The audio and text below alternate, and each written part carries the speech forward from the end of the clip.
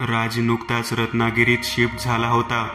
जिल्हा बँकेत त्याला नुकतीच नोकरी लागली होती. पण संध्या म्हणजे त्याची बायको अजून तिथं आली नव्हती. ती काही दिवसात येणार होती. राज मूळचा मुंबईचा होता आणि संध्याबरोबर नुकतंच लग्न झालं होतं. त्यातच ही नवीन नोकरी, ती पण ब्रांच मॅनेजरची. पगार पण मजबूत. पण रोज घरापासून 15 किमी लांब असलेल्या सैतवडे गावाला त्याला ये जा करावी लागणार होती. त्यासाठी तो मुंबईवरून त्याची बाईक घेऊन आला होता. बँकेने त्याला सध्या राहायला एक छोटं घर दिलं होतं. घर तसं होतं शहरात, पण आसपास वस्ती कमी होती. त्यातच महिनाभर राज एकटाच तिथं राहत होता. त्यामुळे विरंगुळा म्हणजे फक्त वर्तमानपत्र आणि त्यातली कोडी सोडवणं. तो रोज 4 वेगवेगळी वर्तमानपत्र आणत होता आणि कोडी सोडवत ऑफिसवरून परतल्यावर वेळ घालवत होता. राज एक टीव्ही घेऊन ये आणि केबल जोड, तरच मी तिथं येईन. संध्याने फोनवर राजला दम भरला. बरं बाई, बघतो, असं म्हणून त्याने फोन ठेवला. आधीच एकतर लग्न आणि मग हनीमूनमध्ये बरेच पैसे संपले होते आणि त्यात इथला खर्च. त्यामुळे नवीन टीव्ही परवडणार नव्हता. त्यामुळे एखादा सेकंड हँड टीव्ही आणावा असा त्याने विचार केला. महिन्याभरात खूप रद्दी साठली होती. ती देऊन यावी यासाठी राजने सगळ्या पेपर्सची व्यवस्थित घडी करून एक गठ्ठा तयार केला आणि तो घराच्या थोडं बाजूला असलेल्या एका भंगारवाल्याच्या दुकानासमोर पोहोचला. त्याने रद्दीचा गठ्ठा त्या भंगारवाल्याच्या समोर ठेवला. तो माणूस रद्दीचं वजन करू लागला. तितक्यात त्याची नजर दुकानाच्या आत असलेल्या भंगाराच्या ढिगावर गेली. त्यात प्लास्टिकच्या बाटलीपासून ते जुनी भांडी असं बरंच काही होतं आणि त्याच ढिगाच्या बाजूला एक टीव्ही ठेवला होता. तसा दिसायला साधारण होता, पण नवीन टीव्ही सारखाच वाटत होता. आणि मुख्य म्हणजे टीव्हीला लागणाऱ्या सगळ्या वायर्स पण टीव्हीला जोडलेल्या होत्या. तो टीव्ही बंद असेल ना? राजने त्या माणसाला विचारलं. काय माहित नाही साहेब, कोणी बघितलंय? रस्त्यावर फिरणारे भंगारवाले माल आणतात, आम्ही वजनावर घेतो. तो माणूस रद्दीचं वजन करता करता बोलला. तुम्हाला पाहिजे असेल तर जावा घेऊन, काय पैसे देऊ नका. तसं इथं ठेवायला जागा नाहीये. राज क्षणभर विचार करून म्हणाला, ठीक आहे, मी घेतो. रद्दीचे पैसे नका देऊ, त्या बदल्यात टीव्ही नेतो. हे वाक्य ऐकताच तो माणूस तयार झाला. त्याने एका दोरीने तो टीव्ही राजच्या गाडीच्या सीटवर घट्ट बांधून दिला. राज तो टीव्ही घेऊन घरी आला. घरी आल्यावर त्याने तो टीव्ही घरात आणला आणि वायर वगैरे जोडून स्विच ऑन केला. आणि त्याला आश्चर्याचा धक्का बसला, कारण तो टीव्ही व्यवस्थित चालू होता. फुकटात एवढा चांगला टीव्ही मिळाल्याने राज भलताच खुश झाला. त्याने केबलवाल्याला फोन करून केबल जोडण्यासंदर्भात विचारणा केली आणि काही तासातच केबलवाला केबल जोडून गेला. आता राजचा आजचा रविवार चांगला जाणार होता. हाय संध्या डार्लिंग, तुझी मागणी पूर्ण झाली आहे. टीव्ही आलाय आणि केबल पण जोडली आहे. ये आता लवकर. हो, आज निघते, उद्या पोहोचते, असं म्हणून संध्याने फोन ठेवला. रात्री टीव्हीवरचे कार्यक्रम पाहून राज झोपला. रात्रीचे 3 वाजले असावेत. राज गाढ झोपेत होता. टीव्ही आपोआप चालू झाला. टीव्हीचा आवाज मॅक्सिमम लेवलवर होता. त्या आवाजाने राज एकदम दचकून उठला. टीव्हीवर बातम्या चालू होत्या, पण त्या बातम्या देणाऱ्या बाईचे हावभाव खूप विचित्र होते.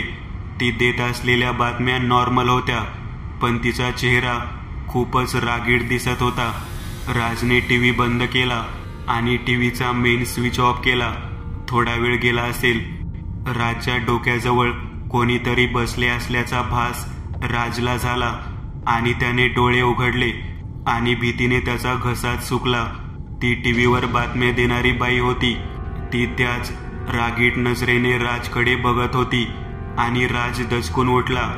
ओ, स्वप्न होतं. त्याने घड्याळ पाहिलं. 7 वाजले होते. तो पटकन आंघोळ वगैरे करून तयार झाला. संध्याची एसटी 8:30ला स्टँडवर येणार होती. तिला आणायला तो स्टँडवर निघाला. त्याने दाराला कुलूप लावलं आणि बाईकला किक मारून तो स्टँडवर गेला. घराच्या आतमध्ये टीव्ही आपोआप चालू झाला. टीव्हीवर बातम्यांचा तो चॅनल चालू होता, पण बातम्या देणाऱ्या बाईची खुर्ची रिकामी होती. असणारच, कारण ती तर राजच्या बेडवर बसून टीव्हीकडे एकटक पाहत होती.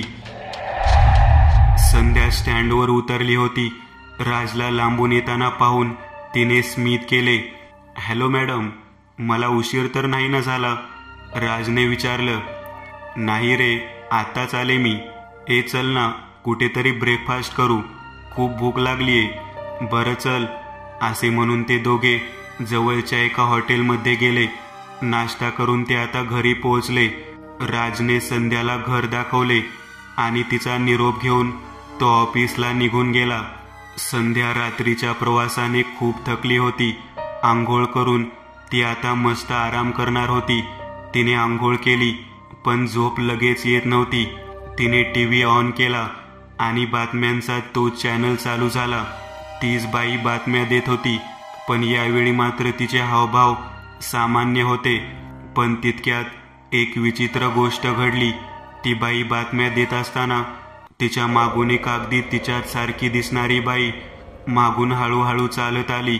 तिच्या हातात एक सुरा दिसत होता आणि तिने बातम्या देणाऱ्या तिच्या सारख्याच दिसणाऱ्या बाईच्या मानेवर एक जोरदार प्रहार केला.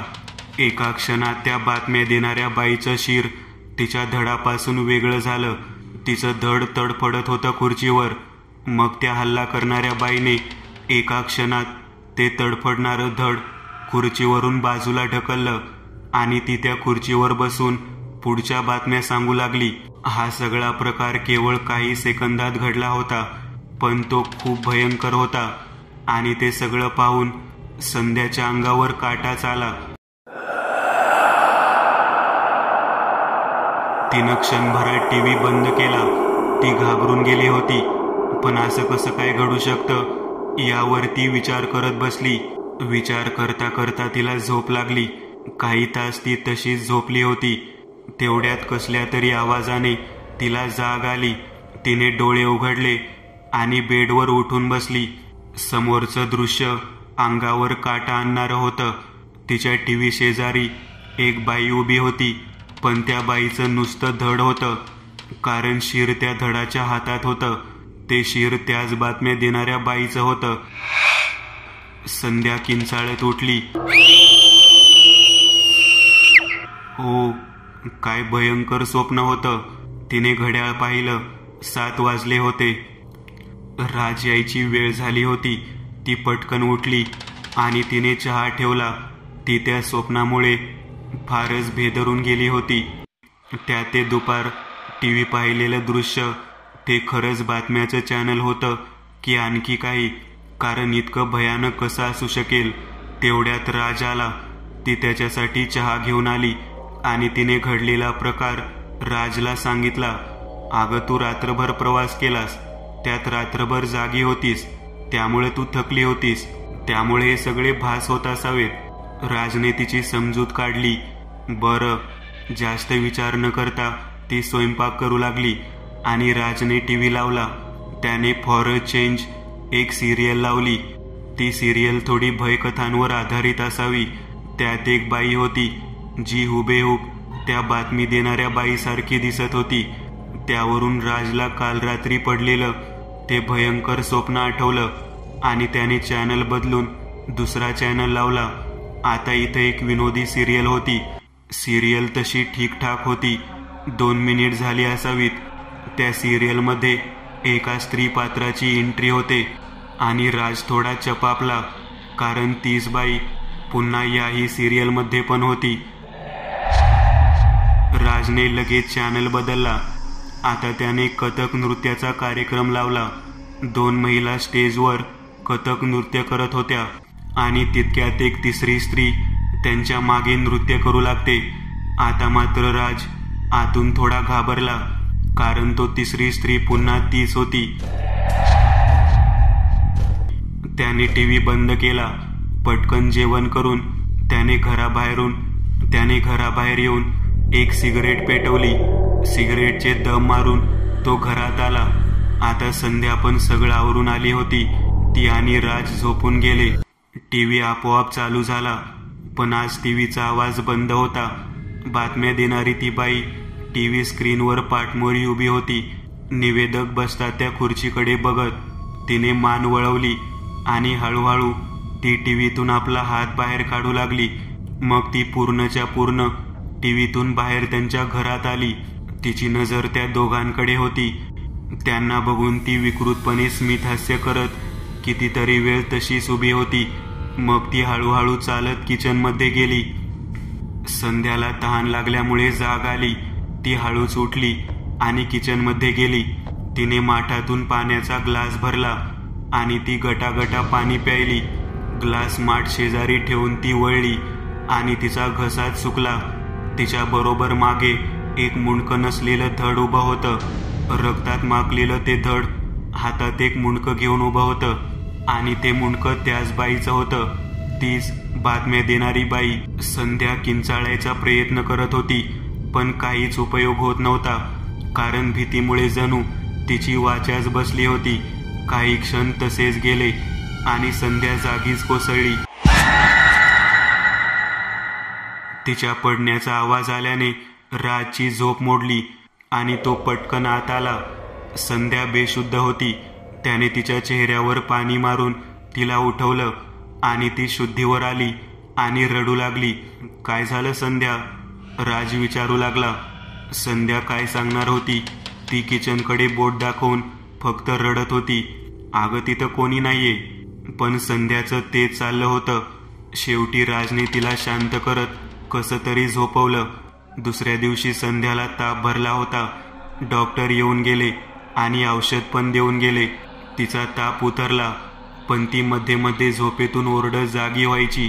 राजने 2 दिवस सुट्टी काढली, पण तो मॅनेजर असल्यामुळे आणि नवीन नोकरी असल्यामुळे आता त्याला सुट्टी घेणं जमणार नव्हतं. संध्या आता जरा ठीक होती, पण त्या रात्री घडलेल्या त्या प्रकारामुळं ती धक्क्यात होती. पण शेवटी आज राजला ऑफिसला जाणं भाग होतं. तो तयारी करून निघाला. संध्या नाश्ता करून औषध घेऊन झोपी गेली. जवळजवळ 2-3 तास तसेच गेले आणि तिला किचनमधून भांडी पडल्याचा आवाज आला. ती दचकून जागी होऊन किचनमध्ये आली. समोरचं दृश्य किळसवानं आणि तितकंच विचित्र होतं. तिच्या किचनच्या ओट्यांवर उंदरांचा ढीग लागला होता. चीची आवाज करत ते उंदीर किचन वट्यावर फिरत होते. ते दृश्य पाहून ती ओरडत बाहेरच्या खोलीत आली. ती घराचं दार उघडून बाहेर आली. बाहेर येऊन तिने राजला फोन केला, पण तो फोन उचलत नव्हता आणि तेवढ्यात जोरदार पाऊस चालू झाला. आता तिला घरात येणं भाग होतं. ती हळूहळू घरात परत आली. ती लिव्हिंग रूम मध्ये असलेल्या बेडवर टेकणार तितक्यात आपोआप टीव्ही चालू झाला. तिने मेन स्विच कडे बघितलं तर मेन स्विच बंद होता. तिला कळून चुकलं की हा टीव्हीच या घटनांना कारणीभूत आहे. पण खूप उशीर झाला होता, कारण त्या टीव्हीवर आता कोणाचाच ताबा राहिला नव्हता. टीव्ही चालू होताच तोच बातम्यांचा चॅनल चालू झाला आणि जे दृश्य होतं ते भयंकर होतं. एका स्त्रीचं मुंडकं नसलेलं धड त्या निवेदकाच्या खुर्चीत बसलेलं होतं. ते त्याच बाईचं धड असावं. संध्या रिमोटने टीव्ही बंद करू लागली, पण टीव्ही बंद होत नव्हता. उलट टीव्हीचा आवाज हळूहळू वाढत होता. अचानक लाईट गेले. टीव्ही क्षणभर बंद झाला, पण पुन्हा चालू झाला. आता त्या बाईचं मुंडकं आणि धड दोन्ही जागेवर होतं, पण तिचा चेहरा नीट दिसत नव्हता, कारण तो तिने दाट केसांनी झाकला होता. ती हळूहळू टीव्ही स्क्रीनच्या दिशेने चालत जवळ येऊ लागली आणि हळूहळू ती टीव्ही बाहेर आली. तिला पाहून संध्याची दातखिळीच बसली. त्या बाईने आता हळूहळू चेहऱ्यावरचे केस बाजूला केले आणि आपला भयंकर चेहरा संध्याला दाखवला. संध्या बेशुद्ध होऊन पडली. संध्याकाळी राज 8 वाजता भिजून घरी पोहोचला. लाईट अजून बंद होते. दार पण नुसतं लोटलेलं होतं.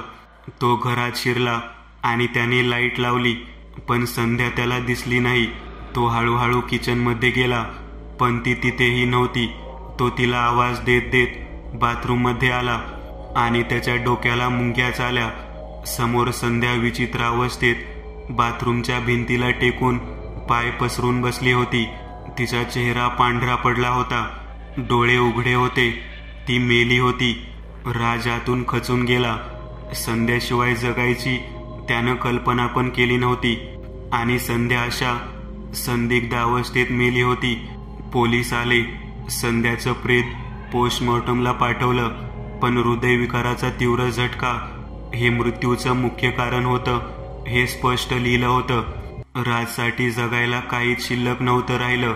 तिचा अंत्यविधी आणि बाकीचे सोपस्कार करायला राज मुंबईला गेला आणि 15 दिवसांनी परतला. कारण शेवटी मेलेल्याच्या मागं मरता येत नाही, आयुष्य सुरूच राहतं. तो कामावर रुजू झाला. एसटी स्टँडवरून तो डायरेक्ट बँकेत गेला होता. दिवसभर काम आटपून तो रात्री एका बारमध्ये शिरला. दारूचे 4 पेग मारून तिथे जाऊन तो रूमवर आला आणि तसाच बेडवर पडला. त्याला झोप लागली. रात्री 3 वाजता तो टीव्ही आपोआप चालू झाला. त्या आवाजाने राजला जाग आली. त्याने टीव्हीकडे पाहिलं आणि त्याची दारूच उतरली. समोर बातम्यांचा तो चॅनल चालू होता आणि एक बाई बातम्या देत होती, पण ती बाई दुसरी कोणी नसून संध्या होती. तिच्या चेहऱ्यावर दुःखद भाव होते. आता राजची पाचावर धारण बसली. त्याने चॅनल बदलला. अजून एक धक्का त्याची वाट पाहत होता, कारण दुसऱ्या चॅनलवर जी सिरियल लागली होती त्यात एक महिला पात्र हुबेहूब संध्यासारखी दिसत होती. त्याने 3रा, 4था, 5वा असे अजून काही चॅनल पाहिले, पण प्रत्येक चॅनलवर लागलेला प्रत्येक कार्यक्रमात एकतरी पात्र असे होते जे हुबेहूब संध्यासारखे होते. त्याने मेन स्विच बंद करायचा प्रयत्न केला, पण टीव्ही चालूच होता. आता मात्र राज पूर्णपणे घाबरला होता. तितक्यात लाईट गेली आणि टीव्ही बंद झाला. सगळीकडे अंधार होता. राज घामाघूम होऊन माचीस शोधू लागला. त्याने माचीस पेटवली, पण जशी माचीस पेटली, एक शीर नसलेल्या धड त्याच्या अगदी शेजारी बसलेलं त्याला दिसलं. माचीस विझली आणि अचानक टीव्ही चालू झाला. आता तर पुढचं दृश्य पाहून राजचं काळीच तोंडाशी यायची पाळी आली, कारण तिथं आता 2 बायका बातम्या देत होत्या. एक होती संध्या आणि दुसरी बाई म्हणजे नुसतं धड. हळूहळू त्या दोघी टीव्ही स्क्रीनच्या जवळ येऊ लागल्या आणि बघता बघता त्या टीव्हीच्या बाहेर आल्या. एक जोरदार किंकाळी फोडत राज जागीच कोसळून पडला. 15 दिवसानंतर. हॅलो पोलीस स्टेशन, इथे आमच्या बाजूच्या घरातून खूप घाण वास सुटलाय, प्लीज लवकर या. पोलीस आले आणि त्यांनी दारातून आत प्रवेश केला. दुर्गंधी पसरली होती. ते किचनमध्ये गेले, पण काहीच नव्हतं. मग बाथरूममध्ये गेले. तिथं राजचं सडलेलं प्रेत त्याच अवस्थेत त्यांना दिसलं, ज्या अवस्थेत संध्याचं प्रेत राजला दिसलेलं. पोस्टमॉर्टममध्ये पुन्हा हृदयविकार हेच मृत्यूचं कारण दिसलं. 2 महिन्यानंतर विशालची नेमणूक आज शाखाधिकारी या पदावर झाली होती. सैतवडेच्या जिल्हा बँकेच्या शाखेत राजच्या जागेवर त्याला बँकेने राजचीच रूम दिली होती. राहायला विशाल एकटाच होता. लग्न झालेलं नव्हतं. तो संध्याकाळी रूमवर पोचला. रूम साफसूफ करून घेतलेली होती. अरे वा, टीव्ही पण आहे इथं, अजून काय पाहिजे, असं म्हणून विशालने टीव्ही चालू केला. बातम्यांचा तोच चॅनल लागला. एक स्त्री आणि एक पुरुष बातम्या सांगत होते. स्त्री होती संध्या आणि पुरुष होता राज. मित्रांनो, आज पुरतं एवढंच. तुम्हाला जर काही गोष्ट आवडली असेल तर नक्की लाईक करा. तुमच्यापैकी बरेचसे जण व्हिडिओ लाईक न करताच पळून जातात, पण हा जर व्हिडिओ तुम्ही लाईक केला तर मला जरा बरं वाटेल आणि असेच भारी भारी व्हिडिओ बनवायची माझ्यात एनर्जी येईल. त्यामुळे नक्की लाईक करा. आणि अजूनही कोणी या चॅनलला सबस्क्राईब केलेलं नसाल तर लगेच सबस्क्राईब करून टाका. आणि बाजूची घंटी ती मात्र दाबायला विसरू नका. देवाची घंटी आहे ती. चला तर मग पुन्हा भेटूया अशीच एक आगळी वेगळी गोष्ट घेऊन पुढच्या